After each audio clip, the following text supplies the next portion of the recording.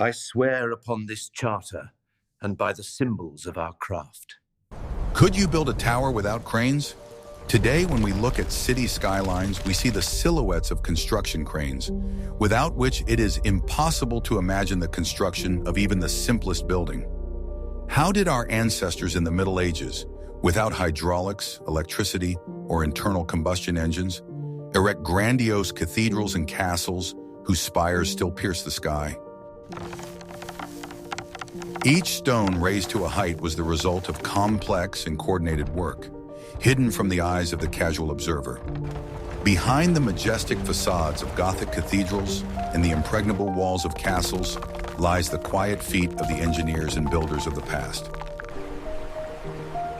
Watch the video to the end, and you will learn how simple laws of physics, embodied in wooden ropes, made it possible to lift multi-ton blocks to dizzying heights.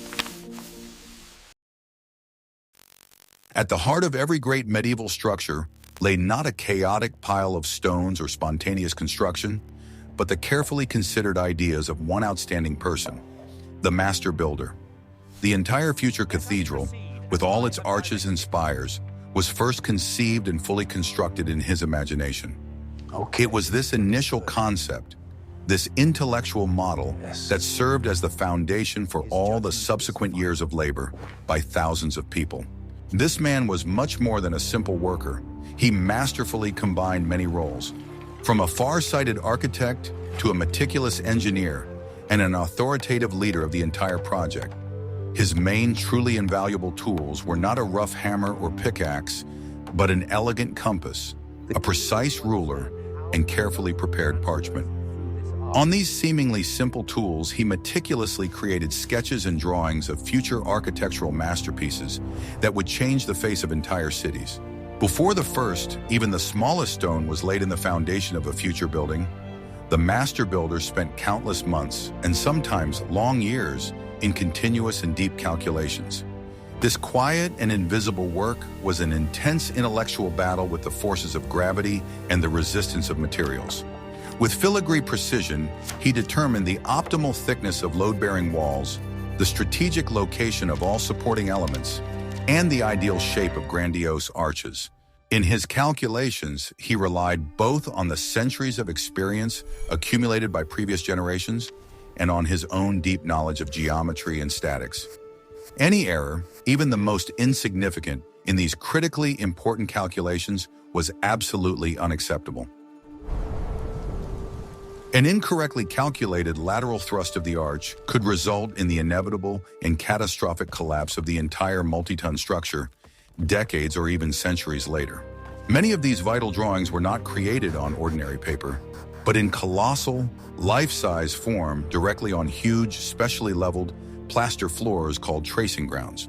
These squares, often located in a separate large room, were a sacred place where the abstract geometry of the project first took on real, tangible dimensions. With astonishing, almost mystical precision, the craftsman drew the complex contours of arches, elegant window openings, and ornate ribbed vaults on these giant fields. Every line on such a floor was calibrated to the millimeter, becoming the standard for the entire construction. These gigantic, seemingly animated diagrams then served as flawless templates and instructions for the stonemasons. With their help, the craftsmen carved each individual stone block with minimal deviations from the specified ideal shape. The work of the master builder was shrouded in deep mystery and sacred reverence, and his unique and irreplaceable knowledge was passed on only to carefully selected and most capable apprentices. These chosen ones proved their dedication to the craft over many years before gaining access to the secret calculations and construction secrets. They swore an oath to keep these secrets, because they were the ones who ensured the prosperity of the entire guild. He was not just a leader, but a true guardian of invaluable professional secrets that allowed his workshop to maintain an exclusive monopoly on the construction of the most complex structures throughout Europe. It was his genius vision, his impeccable intuition, and his mathematically precise calculations that sometimes transformed the complete chaos of a huge construction site into perfect harmony. Thus, under his leadership, the majestic tranquility of powerful stone arches soaring upward was born. Just think how incredibly accurate such complex architectural and engineering drawings could be, created without a single modern computer program or automated calculations. All this was achieved by relying solely on the sharp mind, keen eye, and skilled hands of a medieval genius. Share your profound thoughts and reflections on this in the comments below this video. Majestic towers and cathedrals began their long journey as silent, immovable rocks, often located tens or even hundreds of kilometers from their future construction site. The process of quarrying stone in the Middle Ages was incredibly labor-intensive and required not only enormous physical strength from the workers, it required a deep, almost intuitive understanding of the internal structure and properties of the rock. For this titanic work, people used the simplest and most uncomplicated tools: heavy iron wedges, massive sledgehammers, and long wooden levers. The skill lay not in the power of the tool, but in the ability to use it correctly. It was knowledge, not technology, that made it possible to separate the perfect block from the rock. First, experienced stonecutters carefully examined the rock to determine the lines of natural cracks and the direction of the rock layers. This ability to read the stone was key, as choosing the right place to split it saved hundreds of hours of work. A series of deep, even holes were then carved out along these marked lines. Wedges made of dry, seasoned wood, most often oak, were tightly driven into the prepared holes. These wedges were then generously and continuously watered, starting a slow but inevitable process. Swelled by moisture, the wood created enormous internal pressure, which slowly but surely broke off the multi-ton monolith from the parent rock. Immediately after being separated from the rock, the giant stone block underwent initial, rough processing right in the quarry. A special team of stonecutters removed all excess and unnecessary weight, giving the stone the approximate, rough shape of the future building element. This stage was critically important for all subsequent logistics. Such on-site processing made subsequent transportation much easier and saved enormous effort on the part of people and animals. It was much easier to remove a ton of excess stone in the quarry than to drag it across fields and forests. This was the first and most important step in optimizing the entire construction process. Delivering the processed stone to the construction site was one of the most difficult and large-scale logistical tasks of the entire era. Blocks weighing several tons were loaded with incredible difficulty onto massive wooden sleds or special heavy-duty carts. These carts were equipped with solid wooden wheels, reinforced with iron for strength.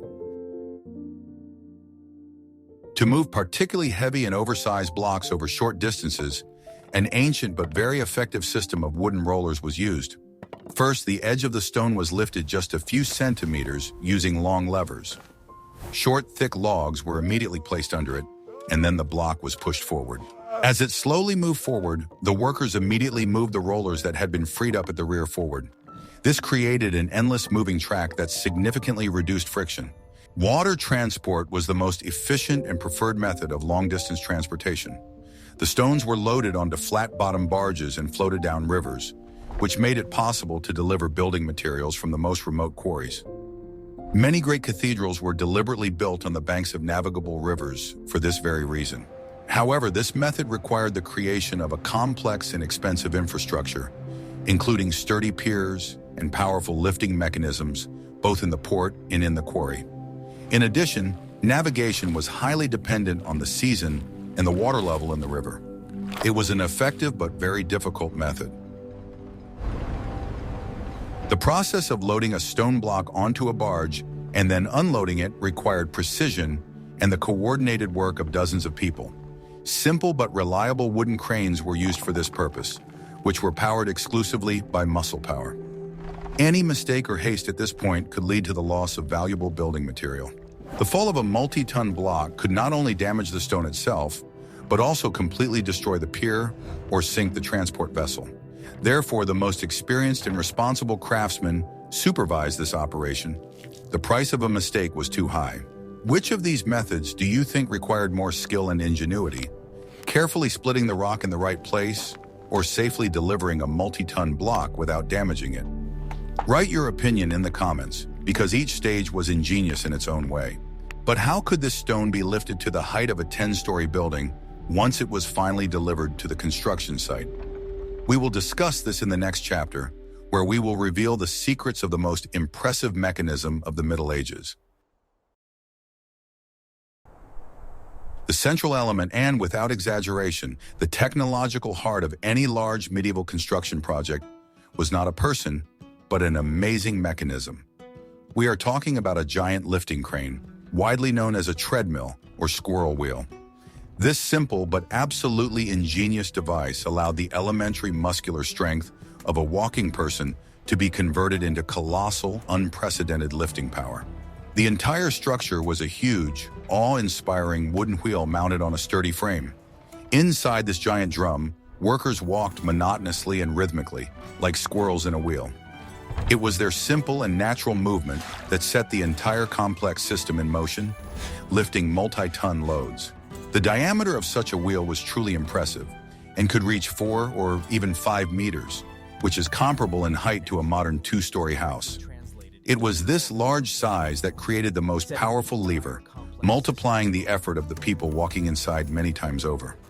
Several people walking in unison inside the wheel caused it to rotate slowly but inexorably. This rotation was transmitted to the central axis, which in turn wound a thick and durable hemp rope around itself. At the other end of this rope, a load intended for lifting was securely attached. It could be a massive stone block or oak beam, or a large container with vital mortar. The entire principle of operation of this mechanism was based on the simplest laws of mechanics known since ancient times, but its practical effectiveness was truly remarkable. Just 2 or 3 people working inside the wheel could easily lift a load weighing up to 1.5 tons. They lifted this weight to a height of several tens of meters, which was unattainable for any other technology of the time. Reinforced cranes were used to lift even heavier and more massive blocks, such as support columns or keystones of arches. These structures were equipped with 2 such wheels, working synchronously on one axis. This system effectively doubled the power of the mechanism, allowing it to work with the largest elements of the structure. Such a crane was not located on the ground, but usually on the uppermost tiers of the building under construction. It was installed on temporary but very sturdy wooden platforms, specially erected for this purpose. From there, it could serve the entire upper part of the construction site, delivering materials precisely to the place of installation. As the stone walls grew, the crane had to be raised higher and higher. To do this, it was carefully dismantled and then lifted piece by piece to a new, higher level using a system of blocks and hand winches. In this way, the lifting crane grew along with the building, always remaining at the very center of construction activities. The work itself in the treadwheel was extremely monotonous and required exceptional physical endurance from the people involved. Workers had to walk inside the huge wooden structure for hours on end. Their measured and rhythmic steps set the pace for the entire construction, on which dozens of other craftsmen depended. However, despite its monotony, it was this machine that made it possible to build as high and as fast as was possible in those distant times. It was the engine of progress that pushed architecture upward toward the heavens. Without it, the construction of high-rise buildings would have taken much longer. It should be noted that there were also various more sophisticated designs of such cranes. Some of them had a single long and immovable boom, which limited their functionality. Others were equipped with a complex rotating mechanism that allowed not only to lift but also to carefully move the load in a horizontal plane. This technical flexibility made the treadwheel a truly versatile and indispensable tool on any construction site. The ability to position loads accurately significantly sped up the work of bricklayers and reduced the need to move blocks manually at the top. It was the pinnacle of medieval lifting technology. Safety when working with such a powerful mechanism was absolutely paramount and of the utmost importance. A sudden break in the rope or failure of the load-bearing axle could have truly catastrophic consequences. Therefore, the ropes and all the crane's components were regularly and thoroughly inspected by experienced craftsmen. The wooden parts of the crane itself, especially the supporting frame and axle, were made from the strongest and most durable types of wood, such as oak. In addition, there was a ratchet system that prevented the wheel from rotating backwards under load. These precautions were vital on a dangerous construction site. As a result, the treadwheel became a true and vivid symbol of engineering thought throughout the Middle Ages. It clearly demonstrated how a simple but clever mechanism could multiply human physical capabilities many times over. This invention embodied the idea that intelligence and knowledge of the laws of nature are stronger than brute force. Without this simple but ingenious invention, we would never have seen the soaring spires of Gothic cathedrals. It was this invention that allowed architects to realize their most daring and ambitious designs. The silhouettes of medieval cities were literally drawn by the movement of these great wheels. The powerful treadmill provided the main and continuous driving force on the construction site. However, the real secret to lifting extraordinary weights was the ingeniously simple system of blocks and ropes.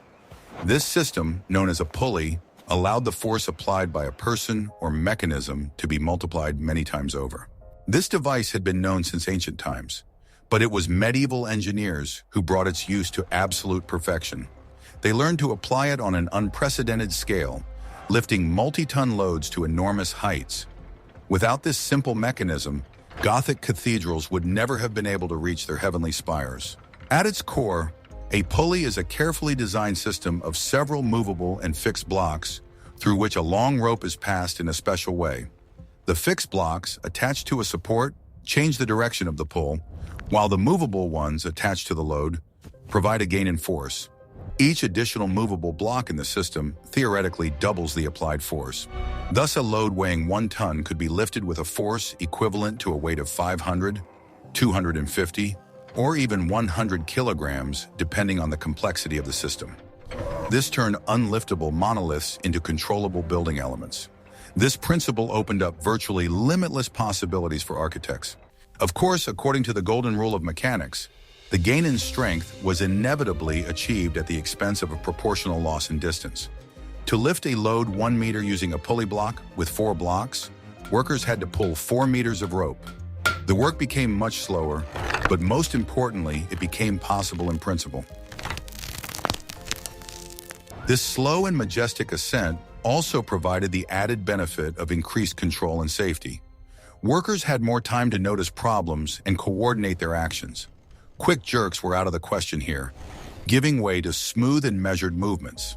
The blocks themselves were made from the strongest and hardest woods, such as oak or ash, capable of withstanding enormous pressure. Their bodies were often reinforced with iron strips for added strength.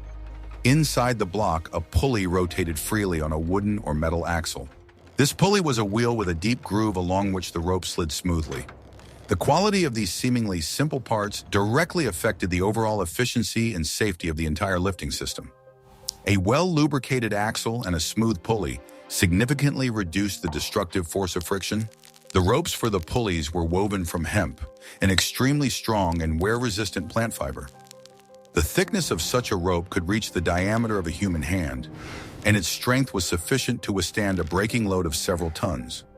The creation of such ropes was a separate, very important, and complex craft. Master rope makers worked in long workshops, twisting thousands of thin fibers into a single monolithic and reliable rope. People's lives and the safety of expensive materials directly depended on the quality of their work. A reliable rope was worth its weight in gold on a construction site.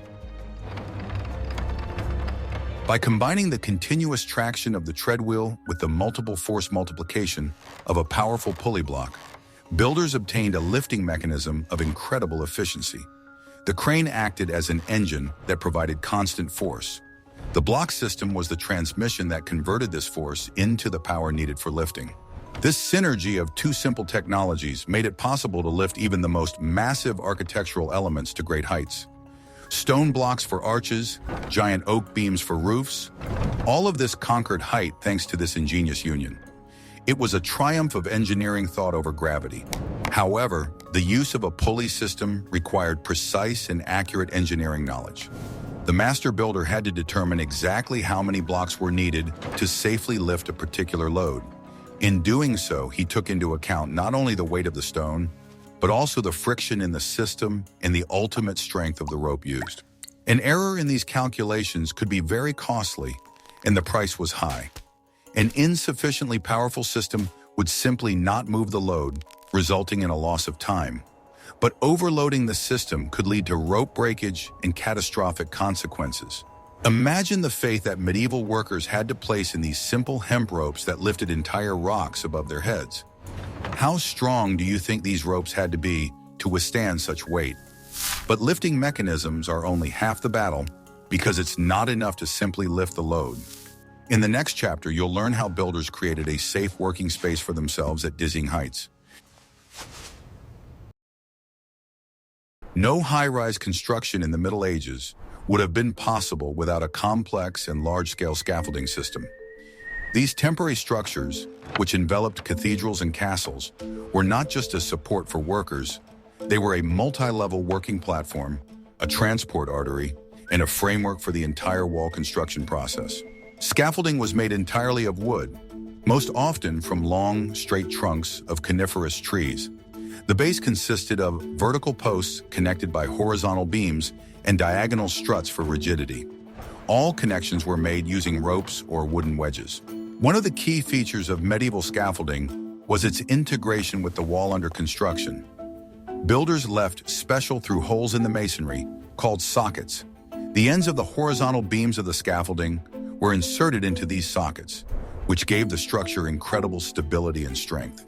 As the walls grew, the scaffolding was built up tier by tier. Plank flooring was laid on the horizontal beams, creating safe and wide working platforms. Workers could move around these platforms, bring mortar, and install stones. The scaffolding served not only for people, but also for transporting materials. Simple hoists, chutes for lowering construction debris, and guides for ropes from large cranes were installed on them. In fact, the scaffolding was the lifeblood of the entire construction site.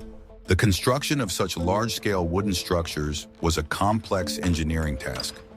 It was necessary to accurately calculate the load, ensure stability, and provide routes for the movement of hundreds of workers. Craftsmen specializing in scaffolding were highly valued. After construction was completed, the scaffolding was dismantled, and the holes in the walls were either filled with stone or left open. In many medieval castles and cathedrals, these holes can still be seen today as silent witnesses to the grand construction process. Sometimes the scaffolding reached monumental proportions, completely concealing the building under construction for decades. For the city's residents, the sight of the cathedral shrouded in a complex web of wooden beams was a familiar sight, symbolizing the continuous process of creation. Powerful lifting mechanisms carried rough and shapeless stone blocks to dizzying heights. However, their further transformation into elegant columns, intricate capitals, and architectural decorative elements was exclusively the work of stonemasons. These highly skilled craftsmen possessed an arsenal of diverse hand tools, each with its own unique and specific purpose. Their delicate work required not so much brute physical strength as absolute precision, incredible patience, and an almost mystical feel for stone. A stonemason had to understand the internal structure of the rock in order to direct his blows with maximum efficiency. It was this intuitive knowledge that distinguished a true master from a mere apprentice. The main tools for the roughest primary processing were a heavy hammer or sledgehammer, as well as various types of steel wedges. With their help, large excess pieces were chipped off the huge block, giving it its most initial approximate shape. This work required not only considerable physical strength, but also the ability to accurately predict how the stone would behave under a strong impact. Each blow had to be measured and precise, because one wrong move could create an internal crack that would ruin the entire expensive block. The craftsmen studied the stone for hours before striking the first blow, finding its weak spots and lines of stress. This stage laid the foundation for all the subsequent, more delicate work.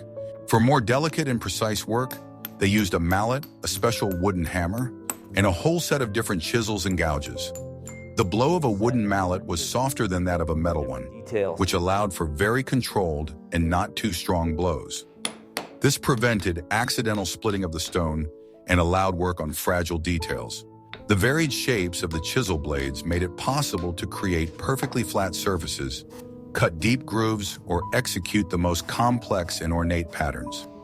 The craftsmen constantly changed tools, using a wide chisel for leveling and a thin one for drawing the smallest details. This process resembled the work of a sculptor, slowly freeing a form from its stone prison. For the final leveling of the stone surface, a special toothed hammer called a bush hammer was often used. Its working surface was densely covered with small pyramidal teeth. When struck, they left a characteristic, evenly rough texture on the stone, removing all traces of the chisel. After such thorough processing, the surface became perfectly flat and ready for laying.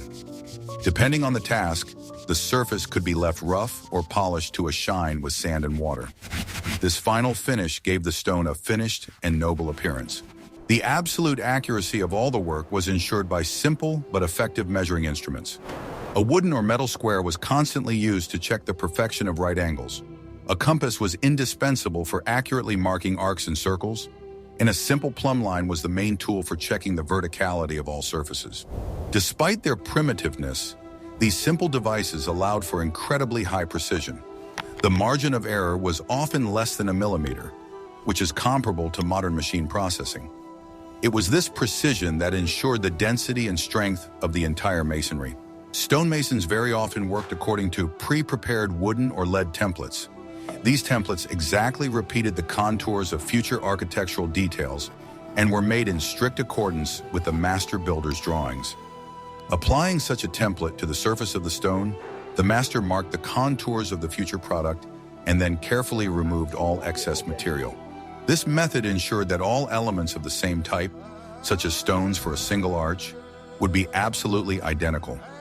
This ensured a perfect and seamless fit of all elements of a complex structure. The use of templates was the medieval equivalent of mass production. The stonemason's workplace, known as a lodge, was usually a small wooden shed. Here, the master could work comfortably in any weather, protected from the scorching sun or rain.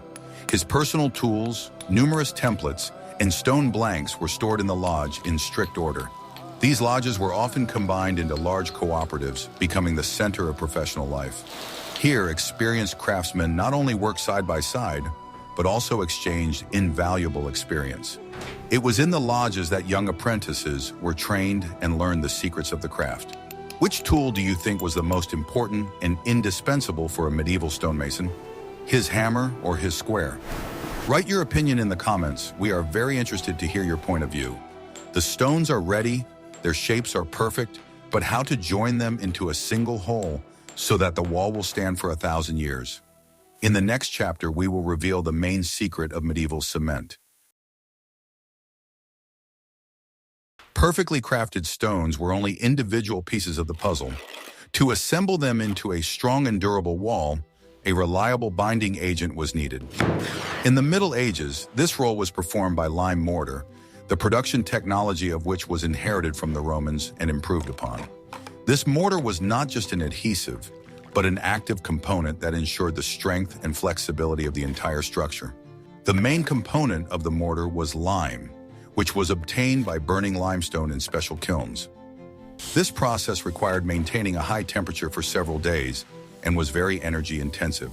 The resulting quicklime was then mixed with water, slaked, resulting in a plastic mass.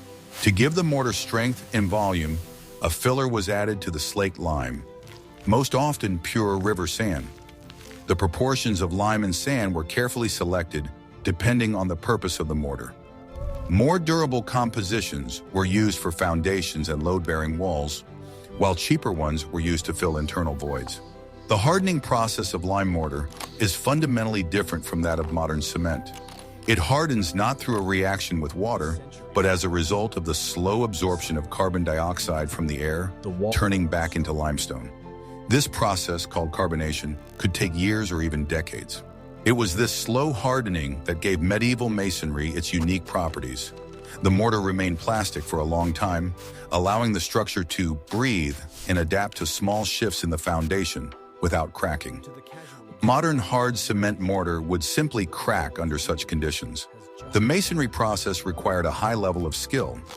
Bricklayers applied a layer of mortar to the bottom row of stones and then carefully installed the next block using winches and levers. It was important to achieve an even distribution of mortar and a minimum joint thickness to ensure a tight fit between the stones. To check the horizontality of the rows, a primitive level was used. A wooden frame with a plumb line, any deviations were immediately corrected with thin stone wedges placed under the main block. Each row of masonry was carefully checked before moving on to the next. The interior space of the thick walls of castles and cathedrals was often filled not with whole stones, but with a mixture of mortar, rubble, and construction debris. This saved expensive processed stone and sped up construction. However, the outer and inner layers of the wall were always laid out with perfectly fitted blocks. One of the main architectural and engineering challenges of medieval construction was to span large openings such as windows, doors, and entire cathedral naves. The solution to this problem was the arch, an ingenious structure that allowed vertical loads to be redirected into lateral thrust. The mastery of this principle paved the way for the creation of grand and light-filled spaces. The secret of the arch lies in its wedge-shaped stones, called voussoirs. The central stone at the top of the arch is called the keystone. When a load is applied to the arch, it does not bend it, but compresses the voussoir, transferring the force along the arc to the lateral supports, the piers or columns. To build the arch, the builders first created a temporary wooden support called a centering. This structure precisely replicated the internal curve of the future arch. Using the centering as a template, the masons laid wedge-shaped stones, moving from the supports to the center. The keystone was installed last. This moment was the culmination of the entire process. The keystone wedged the entire structure, forcing it to work as a single unit. After its installation, the arch became self-supporting, and the load from it was transferred to the supports. Once the mortar had gained sufficient strength, the centering was carefully dismantled. This moment was always exciting, as it was then that it became clear whether the calculations were correct. A correctly constructed arch could stand for centuries, withstanding enormous loads. The idea of the arch was developed further into vaults, complex spatial structures that allowed entire halls to be covered. Ribbed Gothic vaults were the pinnacle of engineering thought. Their framework of stone ribs was erected on formwork, and the space between them was filled with lighter stone slabs.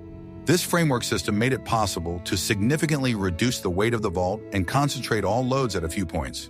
This in turn made it possible to make the walls thinner and cut huge windows into them, filling the cathedrals with light. Without an understanding of the mechanics of the arch, Gothic architecture would have been impossible. Building stone walls and arches was only half the battle.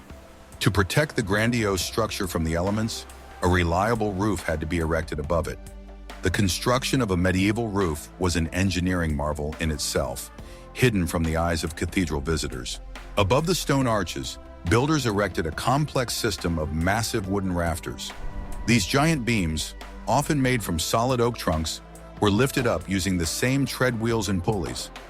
Assembling this wooden frame at such a great height required exceptional skill and courage from the carpenters.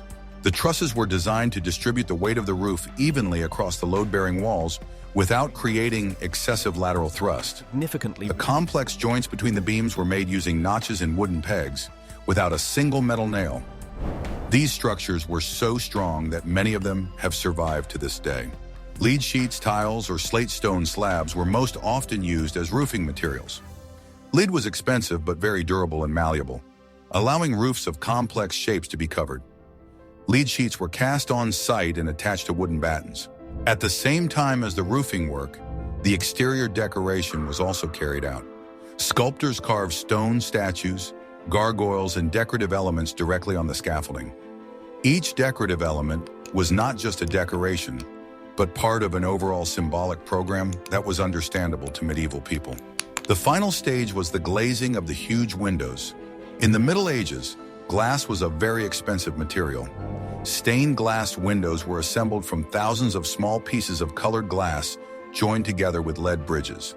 These giant glass panels not only decorated the cathedral, but also told biblical stories to illiterate parishioners. The construction of a single cathedral could take several generations. The craftsmen who began the work rarely lived to see its completion. It was a collective effort that united entire cities and demonstrated not only faith, but also the highest level of technical knowledge of the era. Behind every perfectly laid stone and every arch erected stood an invisible but absolutely pervasive force. Perfect organization. Medieval construction was a complex living organism that required meticulous planning years in advance. Without this solid logistical and managerial foundation, even the most ingenious technical devices would not have led to success. This hidden structure was as important a tool as a crane or a stonemason's chisel. It transformed the visible chaos of thousands of people and materials into an orderly and predictable creative process. It was thanks to this structure that the project did not stop, but moved steadily towards its grand completion. At the head of this complex system was invariably the master builder, who was the brain center of the entire operation. He not only created the architectural design, but also personally drew up detailed estimates, hired the best workers, and strictly controlled all supplies. He was assisted by senior craftsmen, each of whom was fully responsible for their own specific area of work, whether it was stonemasonry, carpentry, or blacksmithing. The master builder was the highest and final authority on all technical and organizational issues that arose. His decisions were not questioned, as they determined not only the speed, but also the safety of the entire construction project. He determined the strategy and pace of work, coordinating the actions of dozens of different teams. The main production unit on the site was the so-called loggia, essentially a professional guild of masters of a particular specialty. Within each lodge, there was a strict and unbreakable hierarchy, from a highly experienced master to an apprentice and a young student. Knowledge and practical skills were passed on directly in the process of working together, which ensured the unbroken continuity of generations. This guild system guaranteed the highest quality of workmanship and the preservation of professional secrets. Membership in a lodge provided not only stable employment, but also social protection, making craftsmen part of a close-knit brotherhood. The lodge was simultaneously a school, a production team, and a supervisory body. Logistics was rightly considered one of the most difficult and responsible tasks of the entire enterprise. It was necessary to organize the uninterrupted and timely delivery of stone, scaffolding, lime, sand, and iron.